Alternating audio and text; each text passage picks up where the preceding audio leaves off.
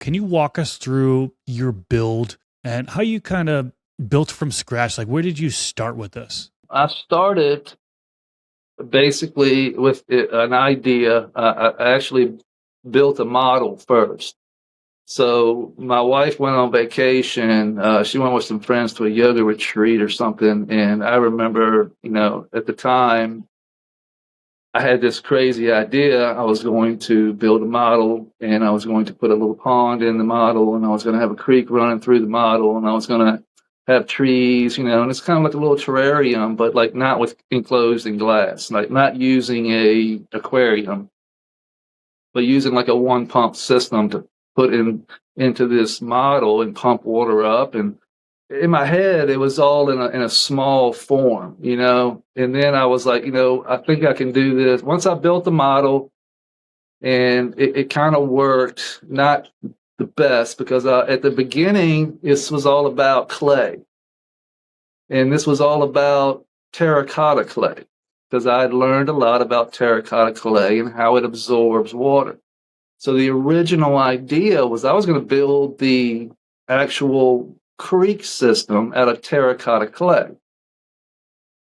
The problem with that is that I was going to have to build it in sections, small sections, and then piece it together, because in order to make terracotta clay do what you want it to do in soil, like wick water up, you have to actually form it and then bake it, to a certain temperature.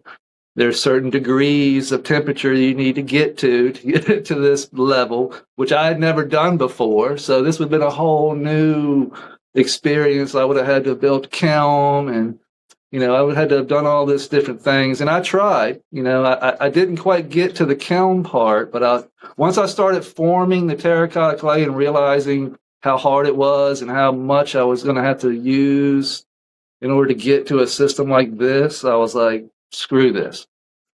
There's got to be a better way, than the terracotta clay. And that's when, by the grace of whatever, it was just, it being that difficult pushed me to use the masonry mix, which pushed me to figure out the sand, silt, and clay and how much it wicks. Because at the time, I didn't realize that I didn't need the terracotta clay to wick water at all. In fact, that would have been a disaster.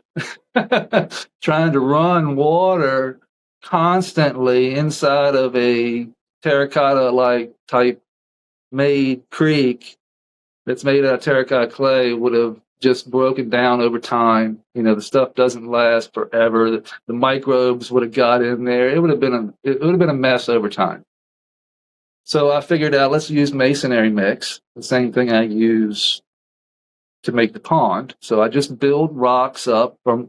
All right, let's go back. Let's start from the base. The base is a sandbox. Sorry, I got off track. The base is a sandbox filled in a horizontal soil system layout. So you have different layers. So you're going to go from your big rock, like your boulder, like your basically I'm on concrete. I'm on a slab of concrete, which is my bedrock. All right, so then up from the bedrock, I'm going to come up with a little bit of smaller boulder, like a marble. I used like a maybe a fist-sized marble rock, or a granite rock, or something like that, a river rock, something a little big and heavy. I laid that out. Then the pea gravel comes in. So the pea gravel comes in over top of that big rock to fill in those gaps. Then we're going to fill in those gaps even more by using the sand, silt, and clay from the reservoir. But we just can't bring it up and throw it in the box. Okay, we have to compost it first, because when we bring this stuff up from the creek, it's a swamp. It smells like a swamp. It smells really bad. It's got all that organic matter on top, and then once you dig a shovel down, you'll have a thick layer of brown, black organic matter, and then it'll go into those sands and silts and clays, and you'll get all different types of colors. There'll be reds and yellows and greens and all different types of colors. This is aquatic biology that's trapped in these sands and silts and clays, and all the minerals and all the different colors or different minerals and the nutrients trapped from the organic matter on top.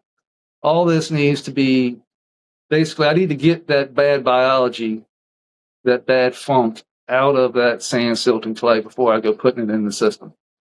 So I use the sun. So we spread it out all over the asphalt driveway and let the sun cook it out for about a couple of weeks, depending on temperature. You'll see it. The color will literally change, and all the organic matter pieces will start to show themselves. So you'll have black pieces of organic matter, leaves and sticks and all this stuff trapped in that sand and silt. All that'll expose itself. Okay. Now we have to get rid of the organic matter. Okay. This is the most critical part of building a horizontal soil system and having it work without getting the fungal disease that everybody seems to have at the end. Okay. The fungal disease is coming from this sand, silt, and clay. It's trapped in there and it needs to come out. The way I get it out is just like panning for gold. If you put this stuff in a wheelbarrow, fill it with water, put some pea gravel in there, and shoot it with a water hose, okay? Slosh the wheelbarrow around, all that organic matter just starts to float to the top, and you can work its way to the end and pour it out the end of the wheelbarrow where you're left with nothing but pure sand and silt. All the organic matter, 99% of it is gone, and I'm left with that pure sand and silt that now can go into the system. It's clean. It's been composted by the sun. All the organic matter has now been removed, and it now can go into the creek system, and it can go into the bottom of the horizon system. This is where the roots are going to be hanging out at.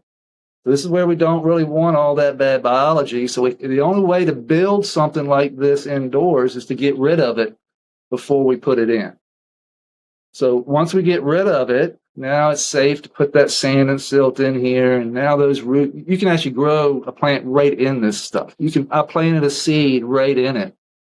All right. Just in the sand and silt, and just kept it watered. It holds moisture like crazy. So all you gotta do is put a dome over it, and it popped every time. Every seed popped every time. Now it won't grow completely through because the minerals aren't balanced for the full growth of the plant. But as a seed starter, it's awesome.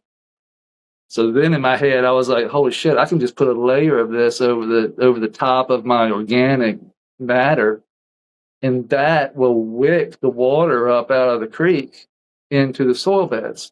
And that's kind of how that came about, is with that sand and silt that I needed clean. I was like, a light bulb went off, and I was like, this shit wicks that much water. I bet it'll wick it right up the hill. And it does. It wicks it straight up the creek hill, right up over the wall, right into the sand, right into the soil. But it'll stop right here at the edge of that creek and drop straight down. It won't wick any into the soil. So the way I compensate for that is more sand and silt. I just extend the sand and silt right over top, and it wicks that water right over top of that. The worms break it all down into organic matter and right into the soil layer, and then we just build on top of that. From there, we just keep building. This clip is brought to you by VivoSun. Use discount code MrGrow15 to save on any of their gardening products. Go to the full episode by clicking the outro card here, or click the link in the description section below. Catch you in the next video.